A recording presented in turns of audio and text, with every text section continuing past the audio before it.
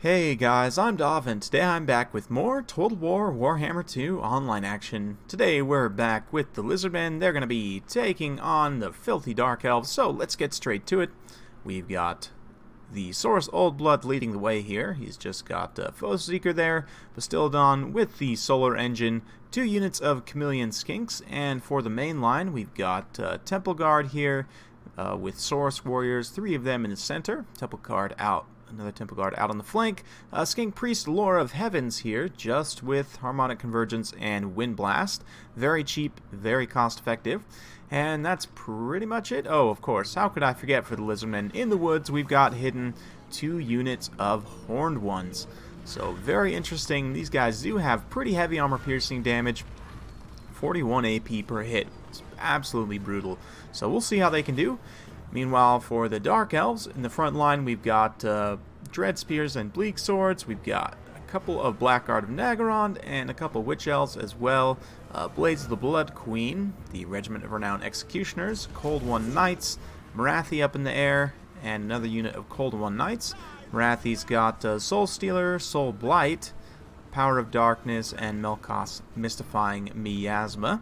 So we'll see. Very curious to see how this goes. You can see the Solar Engine already opening up shots, trying to do some early damage on the Blackguard. Doesn't do the most AP, but you can see their stats are heavily debuffed from that blind effect that the Solar Engine carries, so very useful in and of itself.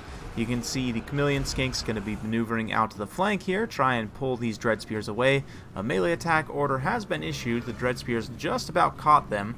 Might have been able to do a couple of attacks on the unit model. Oh no, we did lose a skink buddy there. Poor guy. But yeah, they are going to get themselves a little bit isolated here, which means these Horned Ones and the Old Blood can come in for a bit of an alpha strike and just quickly take them out. So we'll grab a quick cinematic shot of the Clever Girls coming in here, the Horned Clever Girls, and the good old Carnosaur as well. Meanwhile, Frontline Engagement just about to get underway. You can see the Dark Elves with their little camp here, pulling back as the Skink Priest just rips through those Witch Elves there. Very nice Wind Blast, absolutely great value.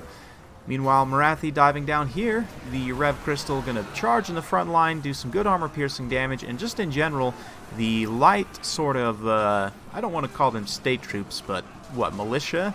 For the Dark Elves not going to fare particularly well here, and unfortunately these Cold One Knights out on the flank have got tangled up in Temple Guard, and obviously that's definitely not ideal for them, so they're going to have to pull back and away. These Witch Elves pulling back up and away. The Blades of the Blood Queen doing okay right now, but it looks like the Solar Engine, very nice hill position, can go ahead and fire in from the side.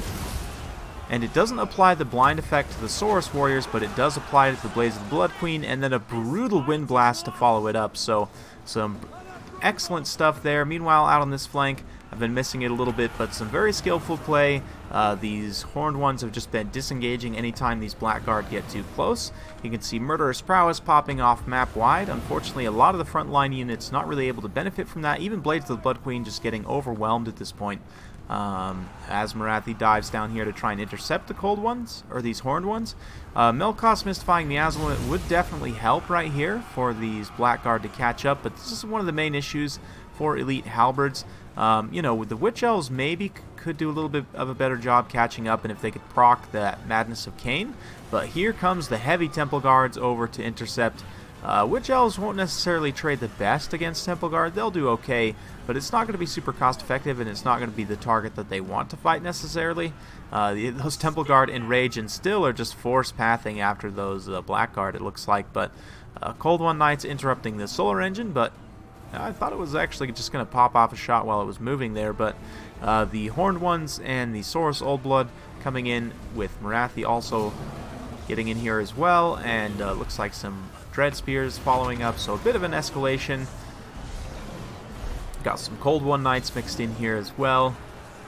And yeah, the Solar Engine definitely taking some damage at this point. MORATHI able to put a good beating down there, and plenty of Dark Elf infantry collapsing here. But you can see, if we take... Ooh, let's not do that. That water flicker is horrible. Apologize about that, guys. If we take kind of an overarching look here, You can see that the Dark Elves are kind of a little bit blobbed up here, and the Lizardmen, Pippington's doing a great job keeping a nice surround and just dropping those brutal wind blasts anytime he can.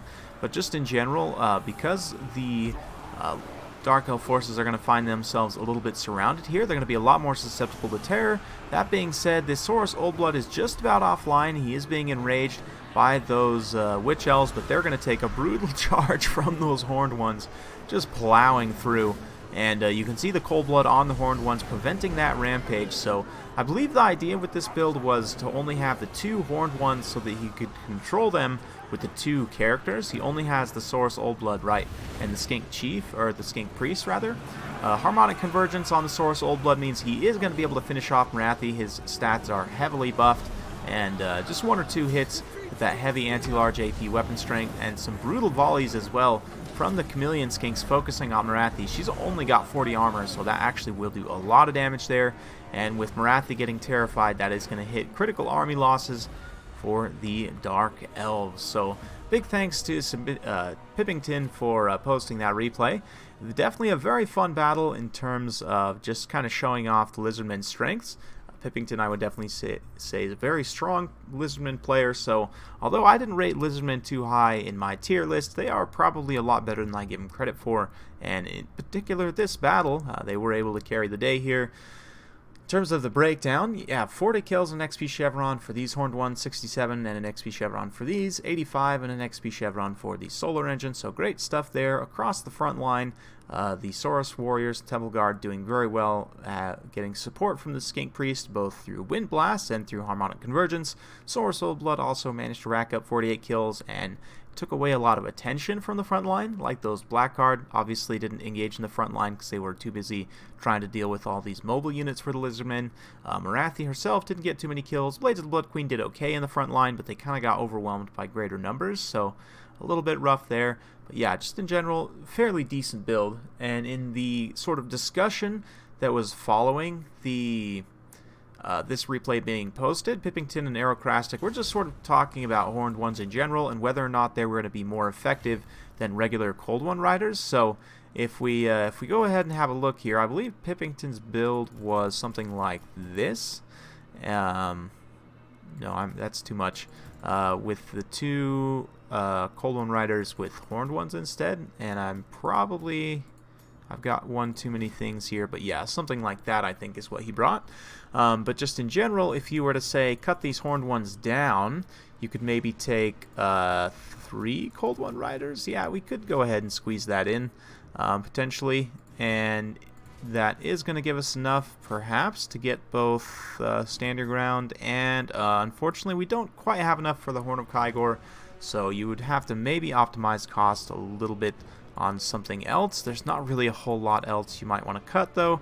This Cube of Darkness is just so useful to have, but you could potentially cut that, and that would give you enough to go ahead and grab the Horn of Kygor.